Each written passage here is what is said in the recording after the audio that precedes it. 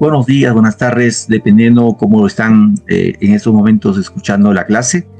Bienvenidos a una nueva sesión más, en este caso del área de razonamiento verbal, que es importante para todos ustedes quienes pretenden seguir carreras superiores, esgrimir ejercicios de lo que respecta a lo que es razonamiento verbal o aptitud verbal. Bien, en este bimestre igual vamos a platicar de dos temas. Uno que es el tema de comprensión de lectura, que el día de hoy vamos a desarrollar. Y la otra sesión, la siguiente sesión, será el tema de conectores.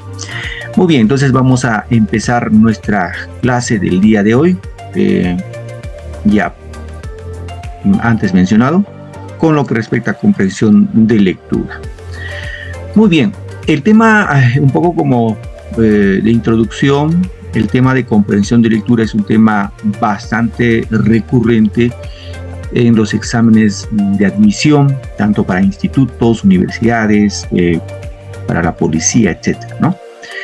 Y es un tema que está en boga y nosotros necesitamos conocer a grandes rasgos algunas características, en este caso entre comillas teóricas y un poco de práctica de lo que corresponde a comprensión de lectura, ¿no?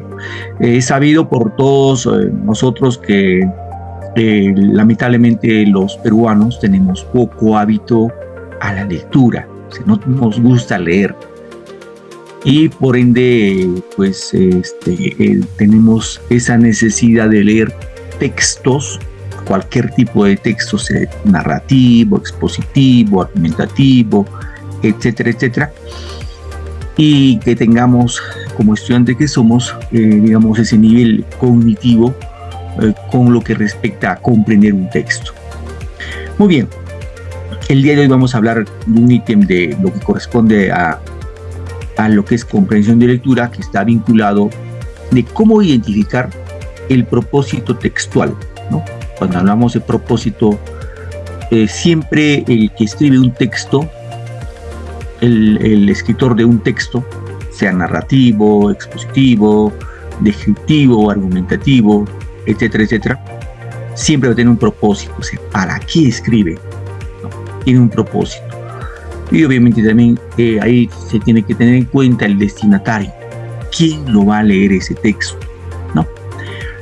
Bien, entonces en este caso vamos a platicar el día de hoy el tema, ¿no? Cómo podemos, en este caso, identificar el propósito textual, ¿no? Bien, de acuerdo a la diapositiva, indicamos que en ese caso recordemos que cada tipo textual, ¿no?, exige que el lector desarrolle una estrategia para construir el significado y sentido de lo que lee. Hasta aquí nos quedamos ya. Es decir, cada uno de nosotros debe tener y optar una estrategia, ¿no? Una estrategia para poder leer un texto y poder construir el significado y el sentido del texto que estamos leyendo. No hay una regla uniforme, ¿no? Por ejemplo, en mi caso, yo desarrollo un método de lectura. ¿Qué hago? El primer paso, leo todo el texto a grandes rasgos. Luego voy a las preguntas para saber qué es lo que me está preguntando. Y luego vuelvo a leer el texto, pero ya en sentido más detenido, comprendiendo párrafo por párrafo. Y como ya sé qué es lo que me están preguntando, voy dando énfasis en aquellas preguntas que me están proponiendo, ¿no? Entonces cada uno de nosotros debe tener su propia estrategia de lectura, ¿no? ¿Qué más decimos acá? Además debemos tener presente que deducir el propósito es realizar una inferencia global. Acá ya vamos al tema de la inferencia, ¿no? Es decir, el lector debe leer todo el texto y comprenderlo por completo. Veamos el siguiente ejemplo, cómo deducir el propósito del texto. Ojo, recuerden, cuando hablamos ya de deducción, hablamos del tema de inferencia. Recuerden, en un texto siempre vamos a encontrar a nivel literal, a nivel inferencial y a nivel crítico, 3 niveles de comprensión de lectura. ¿no? Bien, en este caso, ¿qué nos dice? En primer lugar, dice que es preciso leer todo el texto, ¿no? Hay que leer todo el texto para tener una idea general de él, qué trata, ¿no? Una primera aproximación, debemos permitirnos responder la pregunta: ¿de qué trata el texto? ¿De qué trata el texto? ¿De qué habla el texto? Obviamente a esa pregunta responde, cuando respondemos a esa pregunta en un texto, respondemos el tema, ¿sí? ¿De qué trata el texto? Eso es importante para acercarnos más y poder identificar el propósito textual. Luego, decimos, tras la primera lectura, ¿no? En este caso, vamos a intentar responder lo siguiente: ¿qué pretende el autor? ¿No? ¿Qué pretende? Convencernos de una opinión, ¿no? Contarnos una historia, enseñarnos a hacer algo, explicarnos algún fenómeno. ¿Está claro, chicos? Eso es importante, ¿ya? ¿Qué es lo que pretende? ¿Cuál es el propósito del autor en este caso? ¿Qué propósito tiene? Convencernos con un artículo de opinión, contarnos una historia, conocer un texto narrativo, o enseñarnos a hacer algo explicativo o algún fenómeno, ¿sí? Luego dice, para responder esas preguntas, fijémonos en algunos elementos del texto que nos permitirán hipotetizar acerca de su propósito. Uno, la silueta o la distribución del texto, ¿no? Otro, para tener en cuenta el título del texto. Otro, el párrafo introductorio. Obviamente recordemos que en el párrafo podemos diferenciar cuando es texto narrativo, texto expositivo, texto argumentativo, etc. Asimismo, el uso de los verbos, ¿no? Y por último, dice que volvamos a leer detenidamente el texto y pongamos atención a algunos elementos que nos ayuden a deducir su propósito. Bien, muchachos, vamos a ver este ejemplito, ¿ya? Vamos a ver este ejemplo. Fíjense los colores, por favor. Amarillo, verde y el color fucsia, ¿no? Los tres colores que están distribuidos en ese texto. Entonces, yo voy a leer y ustedes me van siguiendo, pero hay que prestar bastante atención a los colores, ¿sí? El título es El eclipse de Augusto Monterroso, ¿no? Dice, cuando Fray Bartolomé Arazola se sintió perdido, aceptó que ya nada podía salvarlo. La selva poderosa de Guatemala lo había apresado, implacable y definitiva. Como desconocía ese territorio, se sentó con tranquilidad a esperar la muerte.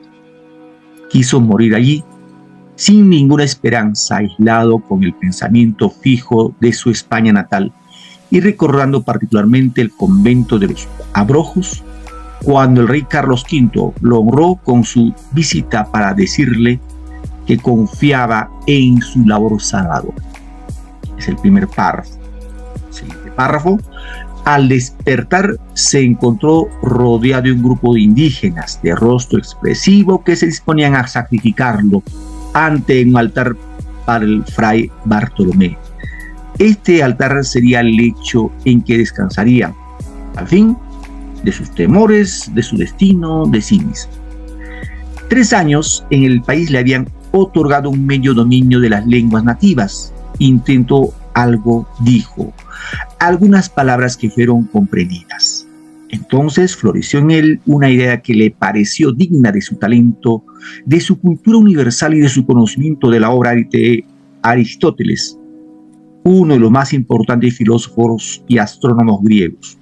Recordó que para ese día se esperaba un eclipse total del sol y decidió en lo más íntimo velarse que ese conocimiento para engañar a sus opresores y salvar su vida. ¿Qué dijo el reo, no? Si me matan, les dijo, puedo hacer que el sol se oscurezca en lo alto. Los indígenas lo miraron fijamente y Fray Bartolomé notó la incredulidad en sus ojos.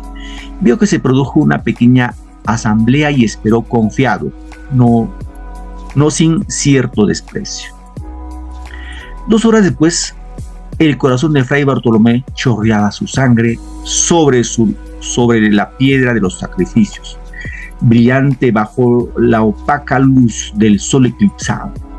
Mientras esto ocurría, uno de los indígenas recitaba sin prisa cada una de las infinitas fechas en las que se producían eclipses solares y lunares. Estas fechas habían sido previstas por los astrónomos de la comunidad maya sin la valiosa ayuda del griego Aristóteles. Muy bien, ahí tenemos la lectura. Sí, chicos, fíjense, les decía que tengamos bastante cuidado con los colores. Bien, ¿qué explica esta parte? Aquí vamos a ver algunos aspectos importantes. Por ejemplo, para comprobar nuestra hipótesis, dice nuestra hipótesis, nos fijamos en algunos elementos resaltados en el texto. El título, por ejemplo, ¿no? El título ayuda bastante, ¿no? Aparentemente nos podría anticipar la explicación del fenómeno natural relacionado con el eclipse. ¿Vamos? El título es el eclipse. Sin embargo, al leer el primer párrafo descartamos esa hipótesis. El autor utiliza una serie de elementos. Por ejemplo, los personajes son de color amarillo, ¿sí? Por ejemplo, acá vemos indígena, Fray Bartolomé, en el anterior igual, ¿no? En el anterior, vale. En el anterior ahí vemos, ¿no? Ahora, ¿qué más? Los verbos en acción en el tiempo pasado, de color verde. Dijo, miraron, esperó, chorreaba, recitaba, ¿no? Y marcas para señalar en el transcurso del tiempo, en este caso el color fucsia, ¿no?